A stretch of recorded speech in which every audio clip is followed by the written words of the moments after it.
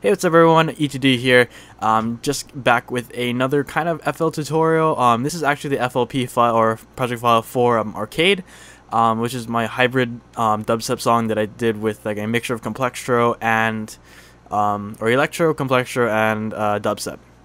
So pretty much, the base of this track was meant to be pretty much a Complextro and dubstep track, but the focus of this video is going to be around using bass fills with Harmless. Now, most of the time, FL users know that Harmor and Citrus are your best ways to go in terms of bass, because it kind of can give you a little bit more grungier sounds with a little bit more of an easier process. The purpose of a bass fill really is just to take up space in your track. That's not your focal point of the actual song. So pretty much what I got going on here is the reason why I picked Arcade to use as a FLP file of example was because pretty much the whole thing was bass fills. The whole entire thing. There was actually no focal point bass line that I could actually pick up on, to be honest.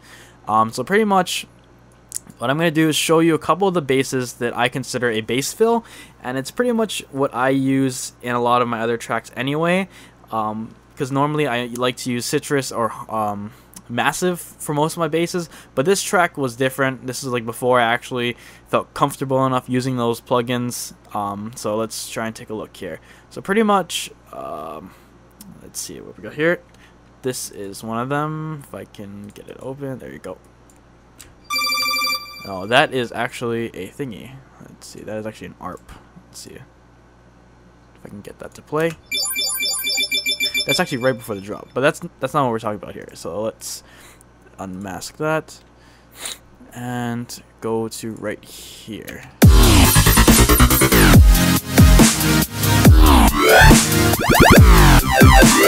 So pretty much right here, that is one of my basses I love to use as a fill, just because it kind of takes up a little bit more room in the spectrum, but it's still kind of, let's see if I can find it, there we go.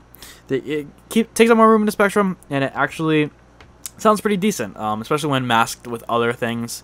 So pretty much this is the patch that I made for it.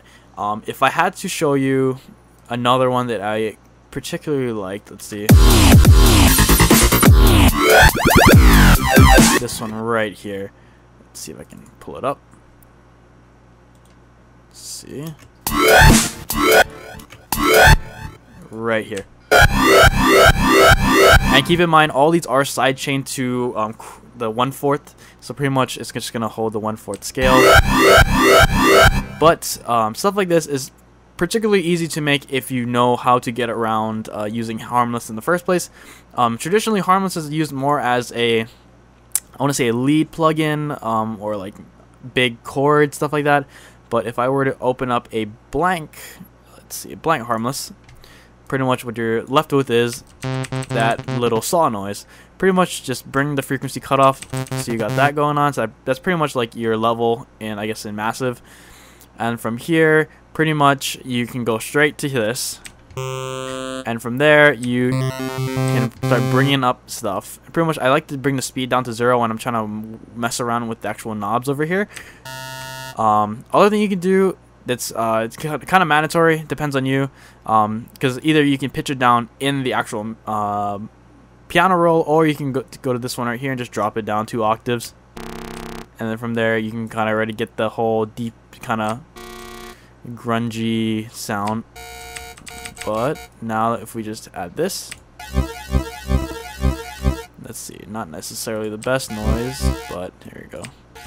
Let's see here if I can get this. Okay.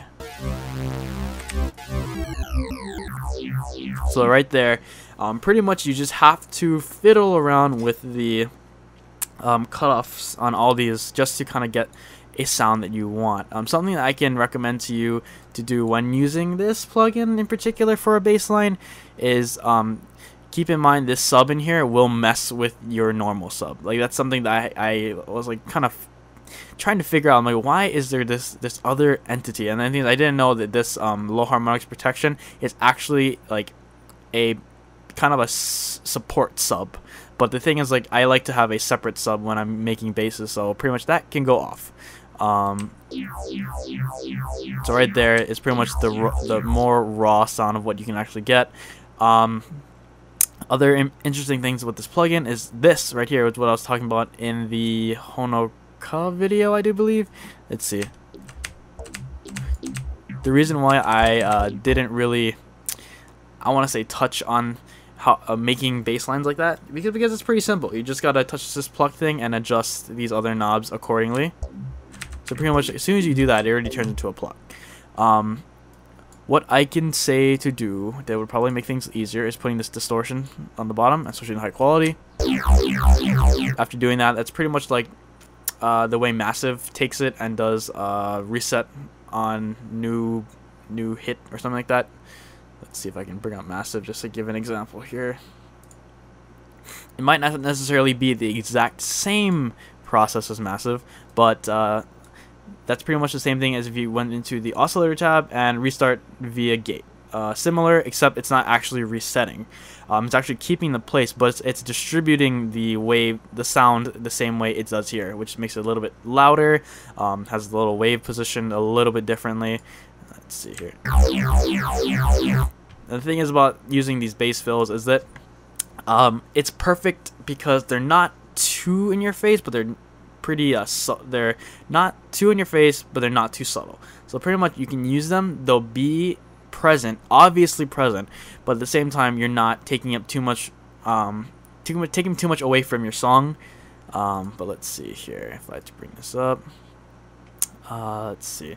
So if you are planning on using this as a main bass, now just for an example here, let's try and grab this guy right here and throw him in the mixer, and we're gonna do that. And let's just go on piano roll here and try and set up a pattern real quick. So pretty much, oh, that is a used pattern. Why am I using that? There we go. Okay, so pretty much that is like a bass already. Something I like to do is like pitch it a little bit. So let's just kind of do that. Slide. Let's see. Go down. So right there, I have a really quick, simple bass line. Let's get a little bit of a parametric EQ on here. Let's see. Okay. Now, what can really pump up your bass, which gives it that whole massive-y kind of feel, is this thing that I'm pretty sure it comes with FL. Not this one. Not this one. I missed it by like one. Where are you? Stereo shaper. Now basically what this is for is literally stereo shaping your sound. I can warn you already in advance, it will get super loud. So pretty much like this is as if the sound is in front of you and this is in back of you. That's literally how it works. And the thing is, like, if you were to do this and push these down to the center, and this is pretty much mono and this is your left and right. So pretty much you're having the left and right be present in the front and then your mono a little bit to the back. So let's see here. If I just do this real quick and turn down this a little bit. So pretty much you can already see it. And breathe up. So pretty much like with that, you can already hear how the basses are formed. Some other things you can actually do with this is slap on some, what is that called? Maximus. I know Maximus is normally used as a mastering plugin because it is a multiband compressor, but when used in this particular case, pretty much set it as uncompressed. But the thing is, with this, you can adjust the bands exactly how you want to, which can pretty much be probably the best thing in the world in terms of getting the volume up, but not making it sound like it's swimming, I guess is the best word to say. Like, it's not swimming in the other frequencies. Yeah, so pretty much like that. And other things, when I do make my complextro, I like to use a little hidden gem with Fruity Love Filter, and I do have my own preset already set for it. Let's see, sidechain, and there. So pretty much if I were to slap a kick on here, Let's see. I need to turn it on first. That would probably make sense. Why are you not working? Ah. So pretty much that is, you know, like my take on making bass fills. Now, this is this right here is an example of you trying to make a harmless bass a main bass. It does take a little bit of fiddling around with to get the actual frequencies in the right position, I want to say. This came out better than I thought it would, to be completely honest. I'm not leaving anything out. I'm pretty sure I'm not leaving anything out. Let me see here. This tab right here is completely up to you. Adding more voices is adding the unisono, like in Massive. So I know I keep referencing Massive. That's just because it is the typical plugin that a lot of people like to go to anyway for making those types of sounds. Something I can also do say is drop the release, because once you drop the release, pretty much when this note ends, it will end.